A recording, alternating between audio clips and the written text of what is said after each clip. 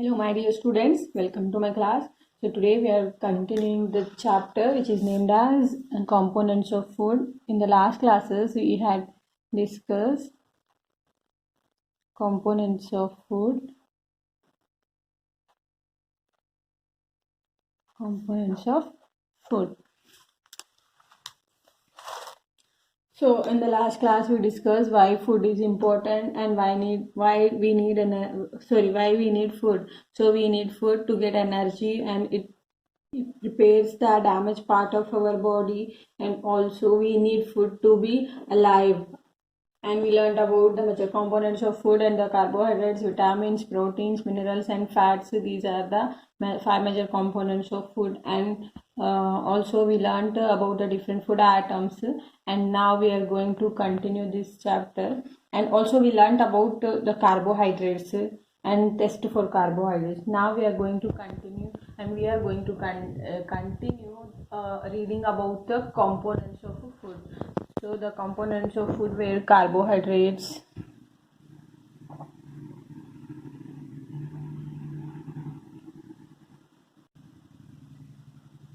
vitamins, proteins, minerals, and fats. So carbohydrates, proteins, vitamins and minerals, and fats. These are the five major components of the food, and we learned what carbohydrate is and what carbohydrate provide us. So we learned that carbohydrate give us energy, and the food which contain carbohydrate are rice, potato, wheat, etc. And also we learned about proteins, and it helps in growth and repair the body parts. Okay, next we are going to continue. Now let's talk about fats.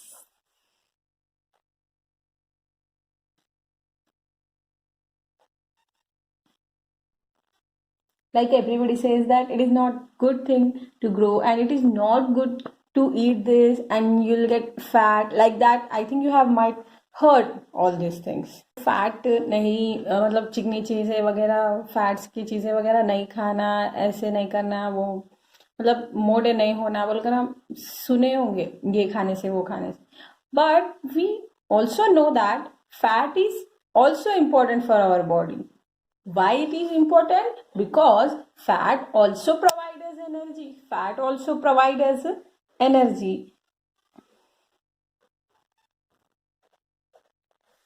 And what are the food items that contain fats?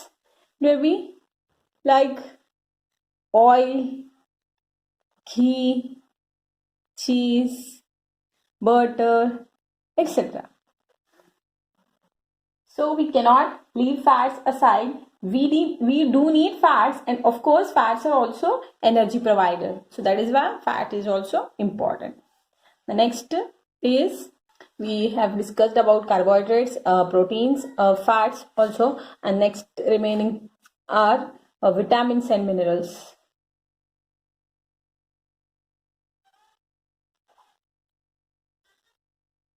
Vitamins and minerals. So what does vitamins and minerals do? These vitamins and minerals, they protect us from all the diseases that are there. So vitamins make sure that our body or our immune system of our body is absolutely strong, and they can fight back with the organisms which causes the disease. Like जैसे micro organisms हमारी body में चले जाते हैं जिसकी वजह से diseases होते हैं या स्टार्ट हो जाते हैं, तो उनसे हमारे बॉडी में जो विटामिन होते हैं वो उनसे लड़ते हैं, और जिसकी वजह से हमारी बॉडी प्रोटेक्ट होती है. और also minerals do the same. Mineral also require in a very small quantity, but also they make sure that everything is going properly in our body. And that vitamins and minerals are important for this purpose. Why it is important? Protects us from diseases. And some example of minerals and vitamins are milk, fish, egg, etc. So we are done with the 5 major components of food: carbohydrates, vitamins, proteins, minerals, and fats. Apart from that, water and roughage are also 2 components which are extremely important for our body. Water and roughage. These are the 2 components which are also important for our body. तो ये 5 major component 5 major components है जो carbohydrates, vitamin, proteins, minerals and fats. इनको छोड़कर और 2 components ऐसे हैं जो हमारी बॉडी के लिए मतलब डाइजेशन के लिए बहुत इंपॉर्टेंट है: water and roughage. And this roughage is also known as dietary fibre. This water and dietary fiber is necessary to keep our body clean, and also water is helpful for the absorption of nutrients from the food you eat. Yes, these are the nutrients. Water helpful for the absorption of all these nutrients from the food which we eat. So we all know that 70% of our body is just water. We all need a lot of water, and it is very very helpful for our body, and it absorb the nutrients from the food you eat, and also it transfer the things, and also it helps to keep your body clean. So here they have given some test. We have already done the test of carbohydrate. We have already studied about the test for carbohydrate or starch. Next, there is a test for proteins. Let me read this. For doing this test, you have to take a small quantity of a food atom for testing. If the food you want to test is a solid, you first need to make a paste of it or powder it. Grind or mash a small quantity of the food atom. Put some of this in a clean test tube. Add 10 drops of water to it and shake the test tube.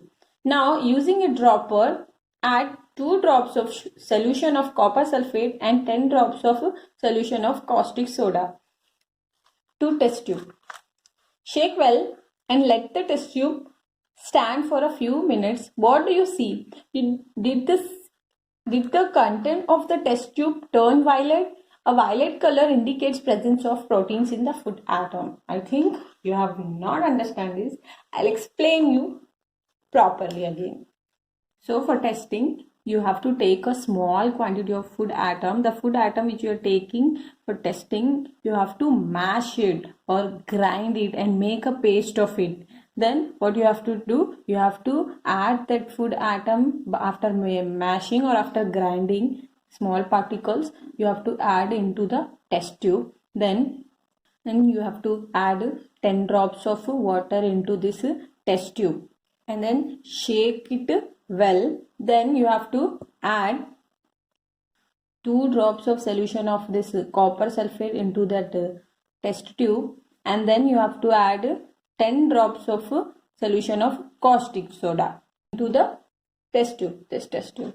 Then you have to shake it well. Then after some time, after few minutes, you can notice the color of the test tube changed and it becomes violet. So that violet color indicates the presence of protein in that food. Okay, so you understood the test. After adding all these things, at the end you will notice that the color has changed and that color is violet. If it is violet in color, so you can understand that this food contains protein in it. If you want to check the presence of protein in some other food atoms, you can try the same test for the other food atoms. We'll continue in the next class.